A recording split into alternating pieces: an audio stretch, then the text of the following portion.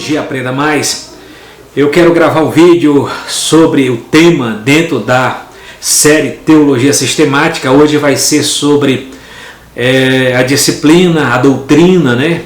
Satanologia, a doutrina de Satanás. Vamos analisar, né, a questão aqui de Satanás, sua origem e queda, né? Então, começando de já, vamos pensar a questão de a concepção popular, né? De acordo de um diabo com chifre, né? Pé de cabra e de aparência horrível, né? Teve sua origem na mitologia pagã e não na Bíblia. De acordo com as escrituras, Satanás era originalmente, né? A palavra Lúcifer, a palavra Lúcifer não aparece nas nossas traduções, não aparece no grego e não aparece também no hebraico, tá? A única vez que a palavra Lúcifer aparece em uma tradução da Vulgata Latina de Jerônimo do século V, né? E daí que aparece a palavra Lúcifer na tradução da estrela d'alva, né? Que está em Isaías 12:14 ou 14:12. Então aparece a palavra Lúcifer, literalmente que significa o que leva a luz.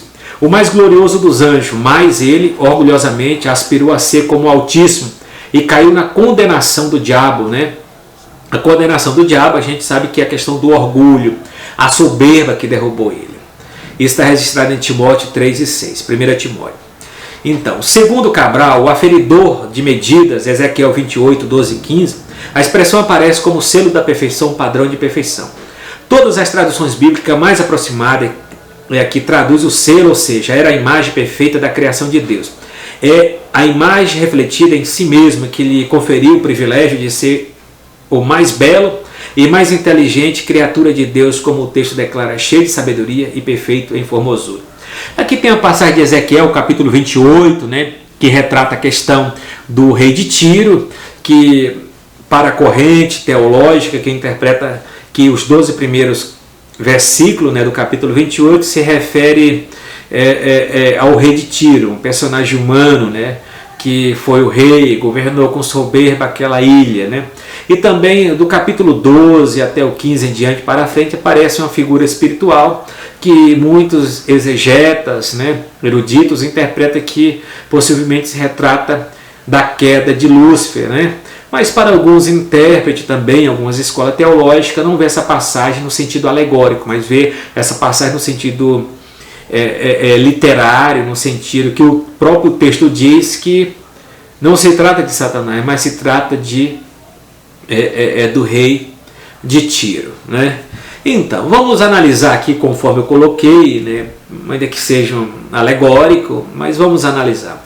Nós temos os antecedentes históricos no capítulo 14 de Isaías, e 14 de Isaías e 28 de Ezequiel. Muitos têm perguntado, vamos analisar.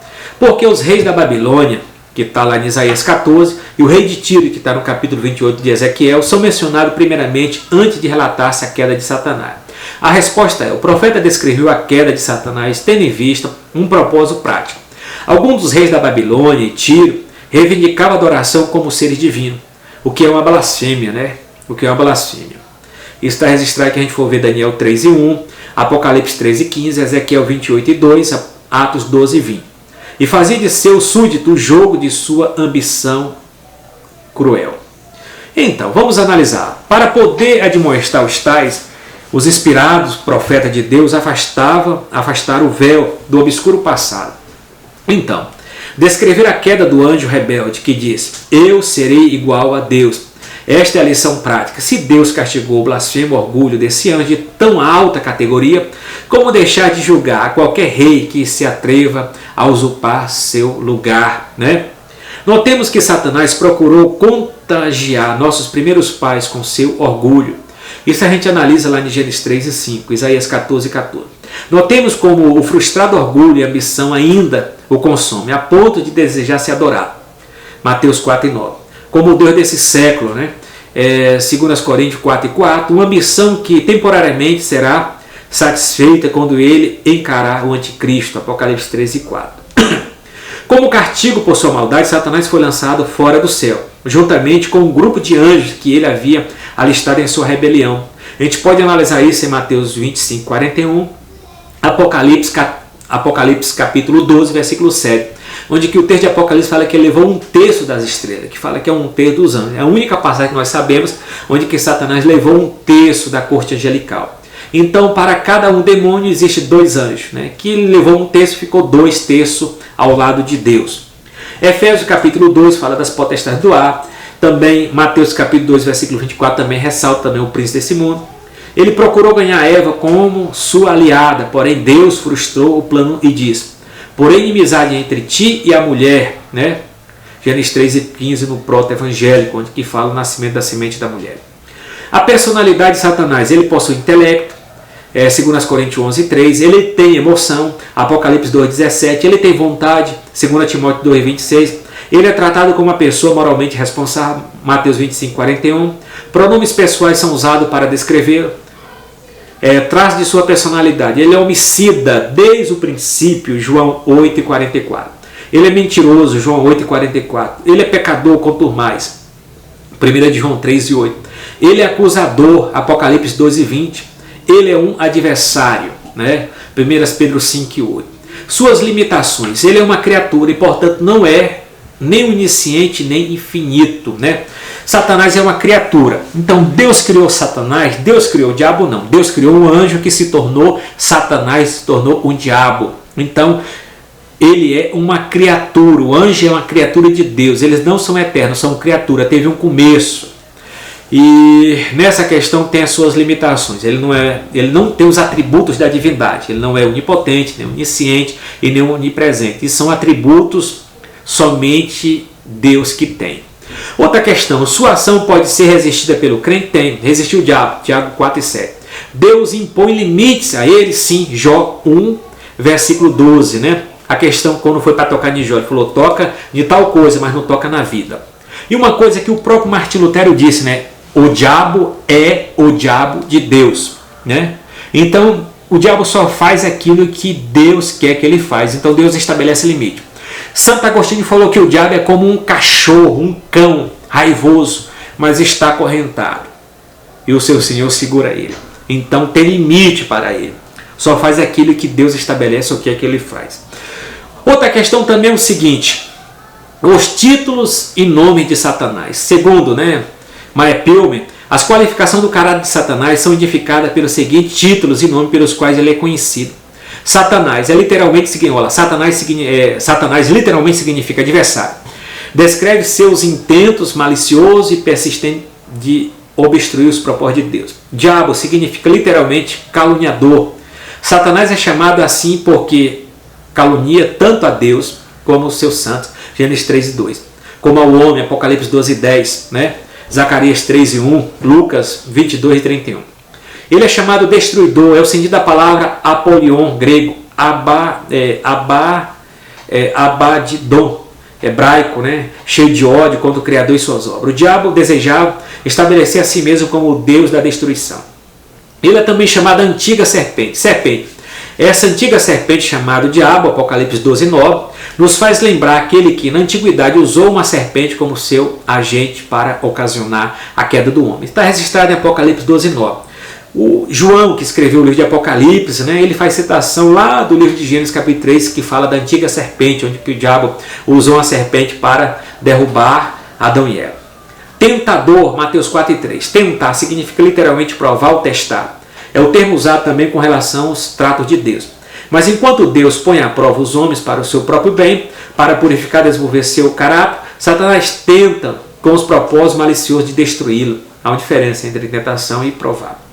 Príncipe desse mundo, né? Deus desse mundo, João 12:31, 2 Coríntios 4:4. Esses títulos sugerem sua influência sobre a sociedade organizada fora ou parte da influência da vontade de Deus.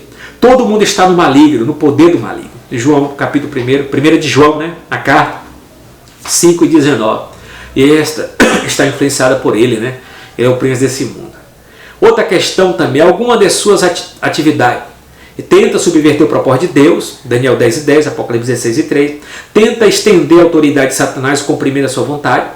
Pode ser usado por Deus na realização de seus propósitos, está em Samuel 16:4, 2 Coríntios 2:3. Pode causar doença, Mateus 9:33, Lucas 13:3. Pode possuir homens, sim, Mateus 4:24. Pode possuir animais, sim, Marcos 5 e 13. Opõe ao crescimento dos filhos de Deus, Efésios 6 e 12. Dissemina doutrinas falsas, isso é perigoso, a questão das falsas doutrinas, demoníaca, 1 Timóteo 4 e 1. Assim disse o antigo escriba judeu: pela inveja do diabo veio a morte ao mundo, e os que o seguem estão ao seu lado, né? Estão ao seu lado. Vamos analisar mais um pouco as restrições das atividades. Ao mesmo tempo que reconhecemos que Satanás é forte, devemos ter cuidado de não exagerar o seu poder. Para aqueles que creem em Cristo, ele já é um inimigo derrotado. João 12, 31. E é forte somente para aqueles que cedem à tentação. Apesar de sua fúria rugidora, né, ele é um covarde. Pois Tiago disse: resistir ao diabo, ele fugirá de vós. Tiago 4 e 7. Uma das questões também que nós temos que analisar é essa. Ele tem poder, porém limitado, e não pode tentar, né? Mateus 4 e 1. Afligir, Jó 1 e 16. Matar, Jó 2 e 6. Hebreus 2 e 14. E nem tocar no crente sem a permissão de Deus. Lembra? O diabo é o diabo de Deus, segundo Lutero. Tem aquela questão. O homem é como uma besta, né? É como uma mula. Ou ele é montado pelo diabo, ou ele é montado por Deus. É melhor ser montado por Deus, né? Satanás e seu destino, né? Desde o princípio, Deus predisse e decretou a derrota daquele poder que havia causado a queda do homem. Gênesis 3 e 15. O castigo da serpente até o pó da terra foi um vislumbre profético da degradação e derrota final dessa velha serpente, o diabo. A carreira de Satanás está descendo sempre. No princípio foi expulso do céu. Durante a tribulação será lançado na esfera celestial, a terra. Apocalipse 12, 9. Durante o milênio será prisionário no abismo e depois de 1000 anos será lançado ao lago de fogo. Apocalipse capítulo 20, versículo de número 10. Vamos analisar. Dessa maneira, a palavra de Deus nos assegura a derrota final do mal, né? O diabo e seus demônios têm alguma chance de salvação? A resposta é não. Novamente, o diabo e seus anjos têm alguma chance de salvação? Resposta não, pelas seguintes razões. O inferno foi preparado para o diabo e seus anjos, Mateus 25, 41. Logo, já está determinada a condenação desses espíritos malignos. Não há perdão para o mundo espiritual. No juízo final serão julgados espíritos humanos, julgamento dos mortos, né?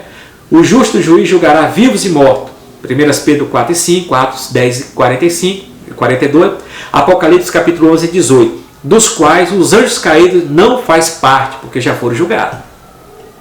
O diabo e os demônios já estão condenados, porque o príncipe desse mundo já está julgado, né? Jesus falou ainda na terra, João 16 e 11, 2 Coríntios 4 e 4, Hebreus 2 e 14. Pega essas referências, né, e analisa. A derrota de Satanás está prevista na palavra de Deus. E o diabo que os enganava foi lançado no lago de fogo e enxofre, onde está a besta e o falso profeta. De dia e de noite serão atormentados para todo sempre. Isaías 14, 12 e 15. Colossenses 3 e 15. Apocalipse capítulo 20, versículo 2, 3 e 10. Deus demonstra que Satanás é totalmente incorrigível. Após passar 1000 anos na prisão, ele é o mesmo de sempre. Ele não muda. Ele não muda. Ficou preso 1000 anos, mas o cara saiu da prisão, ainda saiu pior, fazendo um fuzuê, uma zoeira, e Deus prende ele para todo sempre no lago de fogo e enxofre. E aqui termina essa disciplina para analisarmos a outra disciplina que vem pela frente de teologia sistemática, chamada demonologia, a doutrina dos demônios. Shalom, até a próxima.